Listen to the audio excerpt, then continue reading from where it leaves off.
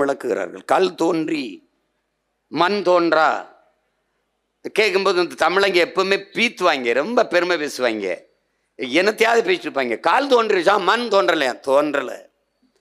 கல் தோன்றி விட்டது, மலை குறிஞ்சி திணை தோன்றிருச்சு, குறிஞ்சி நிலம் தோன்றிருச்சு.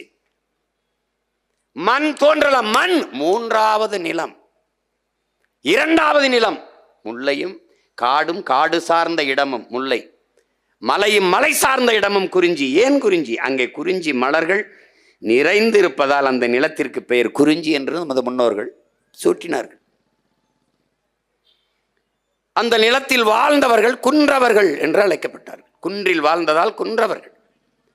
நாளடைவில் இன் உச்சரிப்பு குன்றி குன்றி குன்றி குன்றி குறவர்கள் என்று அழைக்கப்பட்டு அந்த இனக்கூட்டத்தின் தலைவனாக நம்முடைய இறை முருகப் பெரும்பாட்டன் அங்கே உங்களுக்கு தெரியும். குன்றில் வாழ்ந்ததால் மலை முடுக்குகளில் அடுக்குகளில் ஏறி ஏறி இறங்கி இறங்கி தசை இடை நரம்புகள் அப்படி முறுக்கி ஏறி இருந்ததால் முறுக்கன்.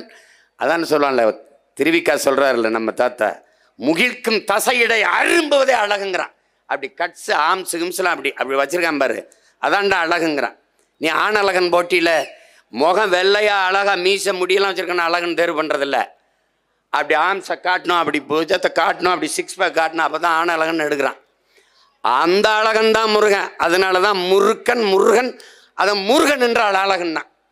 அந்த நிலத்தின் தலைவன் தமிழ் இறைவன் முருகன்.